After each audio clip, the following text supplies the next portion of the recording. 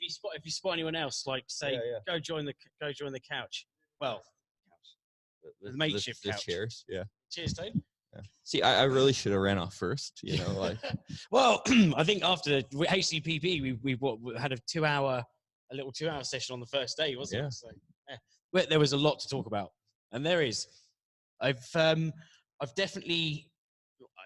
I've got my favorites in terms of conferences, but they're all so unique, you know, and in different ways. And I think CoinFest for me is like it's one of my favorite because it was the first kind of crypto conferences I went to.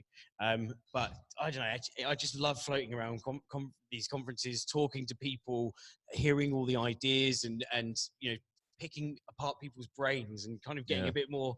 Yeah, it's nice, and the fact that everyone in crypto's, it's a lot more approachable. It's not like if you went to, I don't know, you wouldn't see Bill Gates walking around the conference, whereas you'd see the big you know, the CEOs here walking around and be able to have a chat with them, open. Yeah, I think it's cool.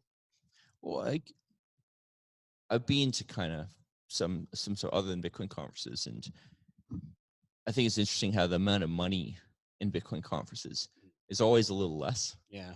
Or often a lot less. You look at like Ethereum DevCon, and it's just so much money spent on glitz and other stuff. And you know, here we are in some conference room with some boring chairs and like no lights or anything.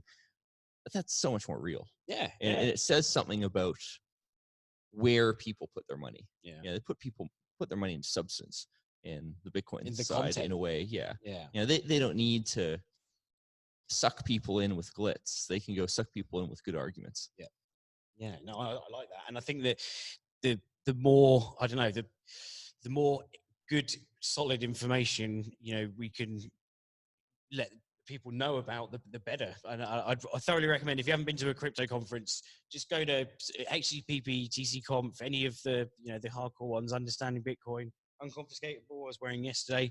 But these are all great learning experiences, and although you can learn stuff here, it's just amazing to pick people's brains. It's so much more efficient to talk to people. Yeah, definitely. So what would you, what would be your ideal, what's the word? What the ideal solution that the governments allow Bitcoin in a, I don't know where I'm going with that. I'll change the question. What's your favorite conference? All right, what would be my ideal conference for governments to go set up? No, God, I can't. No. If you want an ideal conference, like just go stick on top of a mountain or something with nice like surroundings, like, and also give me 5 days off. Yeah. The truth is funny. You go say like conferences are all kind of unique and they have just unique flavor. From my point of view, it winds up being they're all roughly the same. Yeah. But I don't go to any of the talks. I just spend my time talking to friends, and you know, it's that you know, is my experience of that, and that experience is not hard to get. Anything that kind of attracts the same crowd ends up being kind of similar that way. And I do find that actually there's a lot of the you know, the same crowd you see it at different crypto conferences, but especially when you're a speaker and you've got friends who are speakers. And that's what everyone does, the cycles. It's cool though.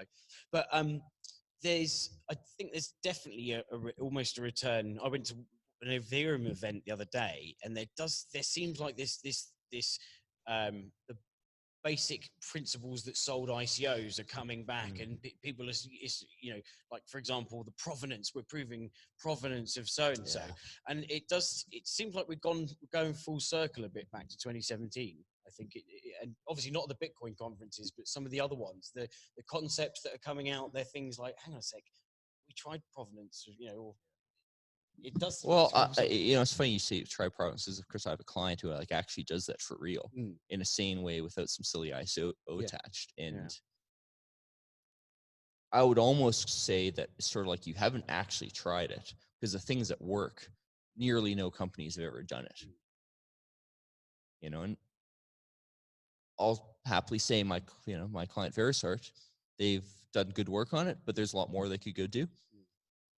And it just says something how they're one of the very few examples I can think of off the top of my head who's actually put the work into doing something real, rather than what's actually just an ICO scam. Yeah. They have a token? I would quit if they added a token. I'm sorry, but there's just no rational reason to have a token in that kind of use case. Yeah. It's so rare. And it goes back to the basic principle that if you put crap in, you're going to get crap out. And so also like sort of at the meta level, in the sense that by having these things be based on crap, by having these things be based on things that are essentially scams, you attract scammers. Yeah. And you turn people who are just morally neutral into scammers.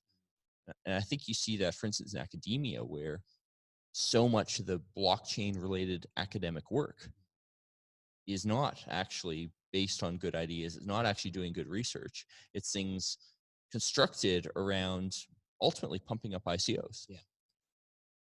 And I think this affects the ethical standards of it. Example I've seen is academics lying about whether or not the thing is scalable, for instance, or whether or not it's trustworthy. Yeah. And you do this because you're surrounded by people who are lying to get investment money from scams. The academics in turn are lying to get grant money from these people. Yeah. And no one is willing in that community to go call this out. With M and Sur as an example, and fortunately I can go say this because I have no clients with NDAs related to stuff, but I remember when I talked initially publicly about his, T-Chan. T-Chan, the payment thing he had. And it's very obvious, this thing does not achieve the 10,000 transactions per second it claims to. And the way it achieves that is by not actually storing every transaction to disk.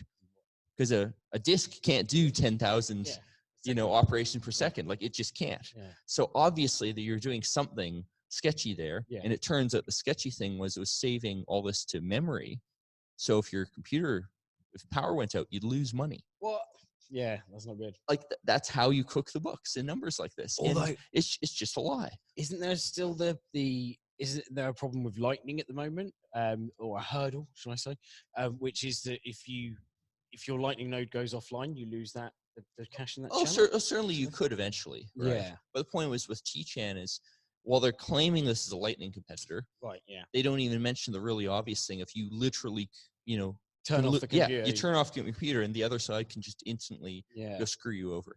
And also, saying this is a competitor when it's based on trusted hardware. Yeah.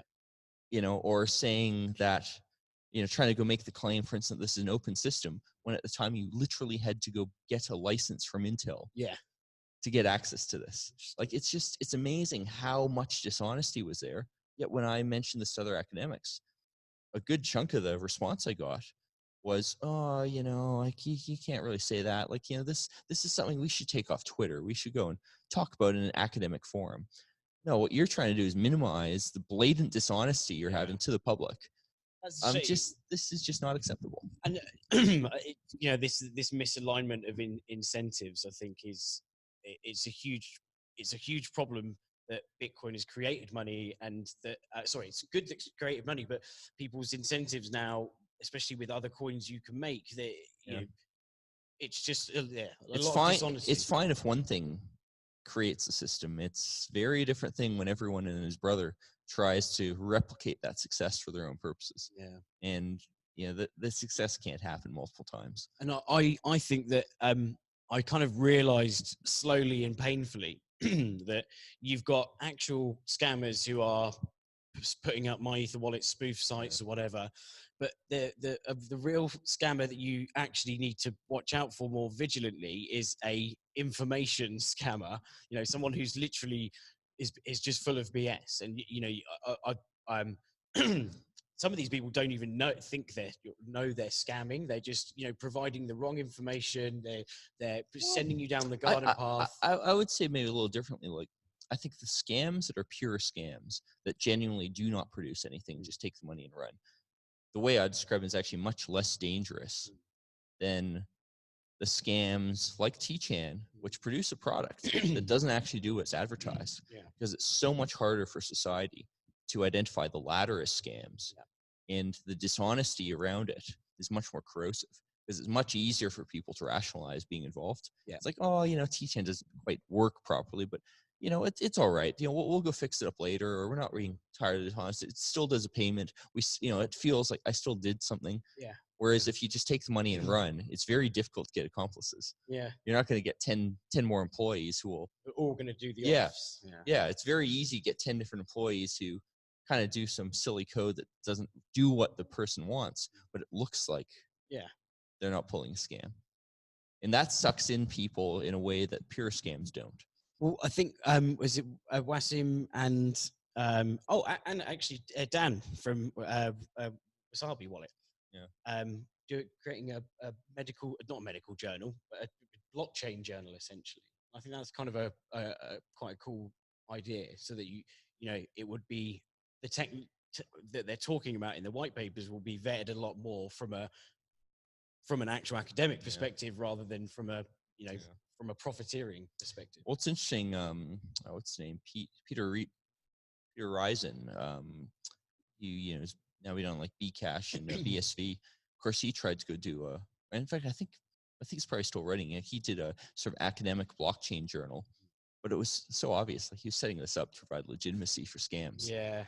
And it was very unfortunate seeing like other academics get into it. Of course, now a few years later, I'm realizing some of the academics who got involved in this, they're scammers. They were, they may not personally directly scam people, but they're more than happy to provide advertising and accept money from genuine scams. Well, that's the sad thing about money is that like pretty much anyone can be bought. And so it's for people getting into the scene, they realize that they haven't got Bitcoin. It's already $10,000. So, they'll listen to anyone that wants to make them money. The important thing to money. remember with all this is there's no disincentives. There's very few criminal prosecutions. There's very few civil prosecutions for any of this stuff. Like with your academic community, they're not losing money doing this. Yeah. So when you hear one of these people describing something, remember that they don't have a disincentive to lie to you. Yeah. Internally within academia, people are not getting pushed out of their jobs for this. Yeah. They're not getting censored for this. Yeah. They can get away with it because the community is accepting of it. Doesn't mean every single person is okay with it, but people aren't getting pushed out of it. It's not at the point where the people who are not okay with it can speak up. Yeah. The interesting thing though is even when someone is ousted as a scammer, and there's lots of evidence, because there's money behind their coin, they just don't want to admit it. And I found myself like, I think it was URO coin back in like 2014, pumped a few Bitcoin into it. It was the 1 metric ton of urea. And I just thought, I didn't want to accept that it was obviously a scam. And I just kept on telling myself, I was like, well, no, they've even been featured in like a farmer's magazine or something. And even though inside, I was like, this is absurd. You're nuts, Dan. What are you doing? But yeah, people, once there's money involved, that's it, and that's why I find you've got to be really critical about you've got to be critical about criticisms as well as about bold claims, because it's funny, of course, like you'll mention Emin as being example of these kind of academic scammers, and probably one of the worst examples. Of course, he's also very critical of all kinds of things. He's happy to go bank on his kind of criticism, but when you look into the details, the criticism often makes no sense. Well, that was the hash rate drop. Itself is lying. That was the latest. Yeah. Oh yeah, that's like, oh yeah, we'll show some blip on a thing and then invent excuses for it. It's like, another one which I think is even maybe more easily shown is, for example, he went and claimed that Adam Back was shilling Bitcoin Gold. What? Yep. I didn't know that. Bitcoin Gold. He made that claim. And of course, he doesn't provide a link to, well, where was he shilling Bitcoin Gold? And I looked around for mention on Twitter. Of course, sure enough, what Adam Back was doing is telling people, hey, here's how you can go sell this latest airdrop safely. All right, yeah. I'm sorry, but how to go sell this free thing and push down the price? That is the exact opposite of shilling. Yeah. But it's killing. That's literally killing. And But no one's going to call him out on this. And even you look at the Craig Wright situation, that it's so obvious that if he had any evidence like to show that he was Satoshi, he would prove it. So Satoshi built a system that uses proof of work, proving work, and he's literally refusing to prove his work. So it's a paradox. Well, I think this is why the court cases for Craig Wright have gone so badly. I mean, courts, they're not perfect, but confronted with someone who's that level of scammer, they're not going to last very long. They'll be forced to, like the beauty of a court case is you're forced to commit to what your story actually is. And he's forced to commit to his story. He was unwilling to tell the truth, which probably would have saved him. Like had he just said, you know what, I lied about this. For that court case, he would have been just fine. It would have ended pretty quickly, and that would be that. Shot himself in the foot. But he dug in further, committed to a story, and now things just keep going worse and worse for him. So do you think that if he could be found if he admits that he wasn't Satoshi, either that, or do you think he'll go to jail and say, look, I am definitely Satoshi, but he'll go to jail for contempt of court for not. It is quite possible he could wind up in jail for contempt of court. I'm not going to say it's likely. My understanding of this is that type of penalty is something that they're very hesitant to use. But the letter of the law is that at this point that could be a penalty. And I think more likely what it means is he's going to walk away with giving the other side a bunch of money, whatever he has left, and this will be settled. He's giving all the money to you as you are actually. Yes, because I am of course Craig Wright, so I'm suing myself here, and I will get all this money. So he really has, though. He's ruined his chances of, say, taking Peter McCormack, out by this libel case, because he's practically been called a fraud by a judge. I mean, there's judges that have called him a fraudster. I've heard that's basically what's coming up in the McCormack case. Plus, also the bit about how could this be libel? Your reputation's already so bad. We can't make it any worse. That's hold my beer. Yeah. Oh my word! I must admit though, that's its scenario. I'm starting. Remember, in the UK, truth is a defense to libel. It is, No, I think that it seems like hopefully once this set of court cases is over, illegitimacy will be kind of cemented. Cemented. I think we're already there. Like a point I like to make is Craig Wright's at the point where he is such a joke that you talk about him on Twitter because he's a joke. You're not giving him more legitimacy or more attention. No, it is a joke. It is a funny joke to go talk about on Twitter. Yes, there's legal cases where for the people involved, it's a really big deal and it's annoying and so on. But for us as bystanders, he's just a joke. BitConnect? And he's been a joke for a while. Well, BitConnect isn't as funny. But it has better memes. And OneCoin as well. Like in 2017, when the peak, there was peak taxi driver, knowing cryptocurrency, but they all said OneCoin, and I'd be like, oh, I don't have the energy right now to tell you. I'm just gonna say, just do some research, man. Don't buy any more.